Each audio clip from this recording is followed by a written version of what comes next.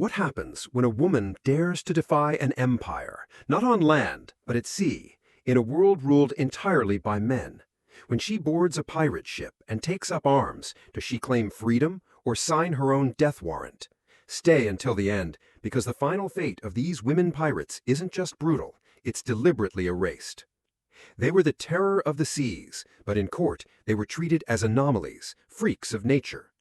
In the 17th and 18th centuries, during what's often romanticized as the golden age of piracy, there was no mercy for pirates. And for women who dared to sail under the black flag, there was even less. British Admiralty courts, set up hastily in colonies like Jamaica or New Providence, weren't courts in any real sense. There were no juries, no true defense, just a performance of justice, ending in a foregone conclusion. The law had already judged them. Their crime wasn't just piracy, it was being women who stepped outside their prescribed place. Witnesses were gathered quickly, ship captains, navy officers, trembling sailors, desperate to separate themselves from the accused. The process was swift, but draped in drama. Theatrics, yes, but no forgiveness.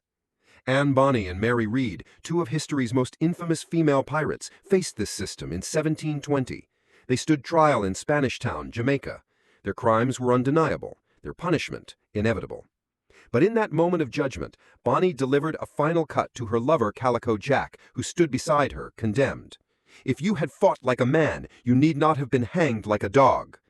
They were sentenced to death, but then came a twist. They claimed pregnancy. Pleading the belly, it was called, one of the few shields the law afforded to women. And for a moment, it worked. Their executions were delayed, but that was rare. Most women pirates met their fate without such delay or defense. The place of death was infamous. Execution Dock, London. The Thames flowed dark and cold, but the crowds brought the fire. Pirates, male and female, were hanged here, not dropped from a great height for a quick death. No, they were given the short drop, a cruel design meant to strangle slowly. Limbs flailed, bodies danced grotesquely in the air. It was called the Marshall's Dance, and everyone watched.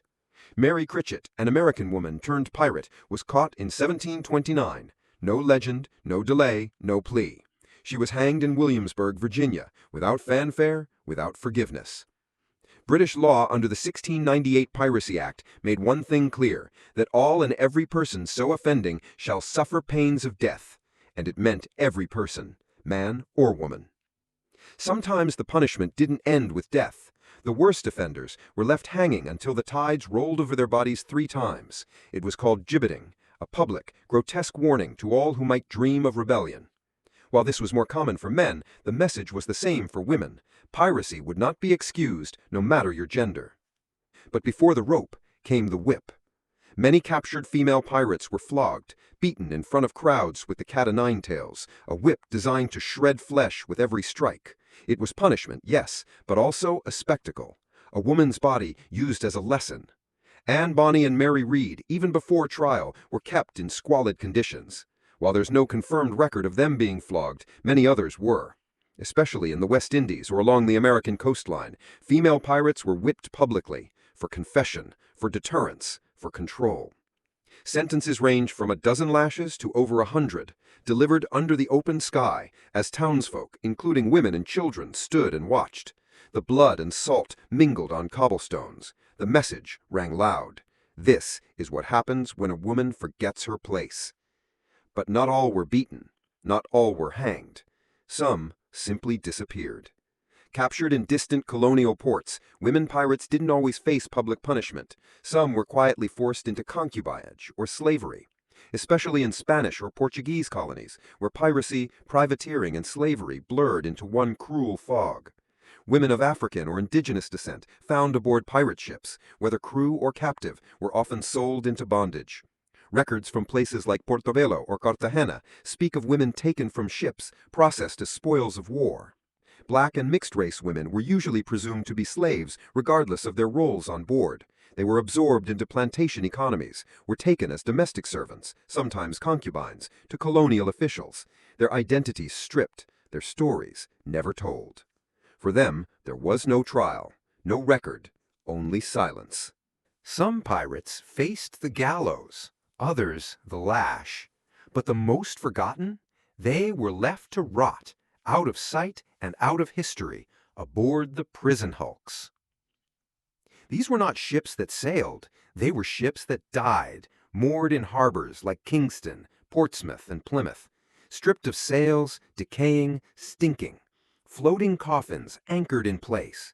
These were the final prisons for those the Crown deemed unworthy of land or dignity. Here, female pirates were kept in darkness, not for days, not for weeks, sometimes until their bodies gave out.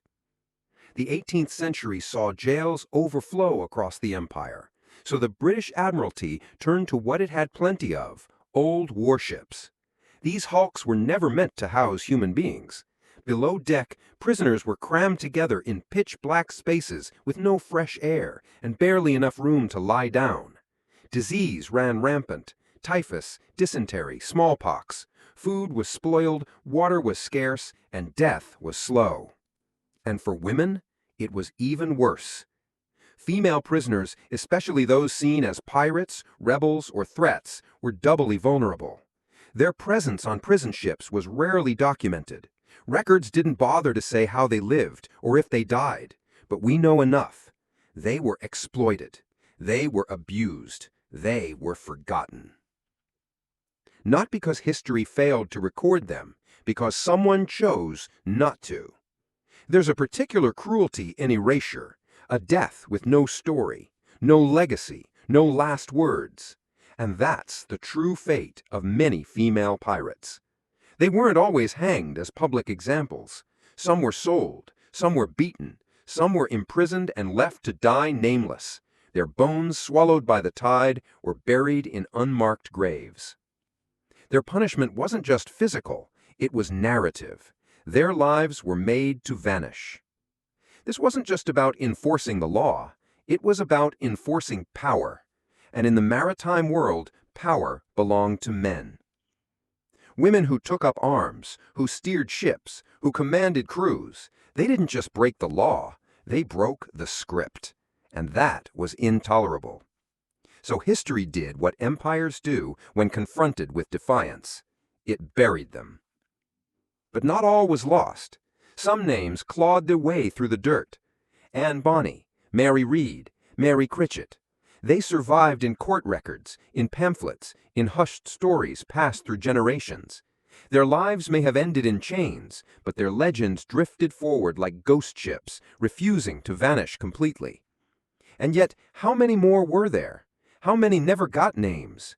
How many were silenced before they could even be condemned? Today we remember them not as criminals, but as challenges. Challenges to an empire that feared female autonomy. Challenges to a history that made martyrs out of male pirates, but monsters out of women. Let's not romanticize piracy. These women lived violent, dangerous lives. But let's also not ignore what their stories tell us. That justice was never blind. It was brutal. It was biased. And it made sure some voices never echoed past the gallows. My take? The fate of female pirates reveals more than just the cruelty of empire. It reveals the fear beneath it. Because when a woman leads men into battle, claims the seas as her own, and refuses to die quietly, that's not just rebellion, that's revolution. And revolutions don't die with a rope. They linger, whispering from the waves, daring us to remember what the empire worked so hard to forget. If these stories made you feel something, drop a comment. Who else deserves to be remembered? And subscribe, because next time we're diving into a darker tale, one that begins in blood and ends where no map dares to draw.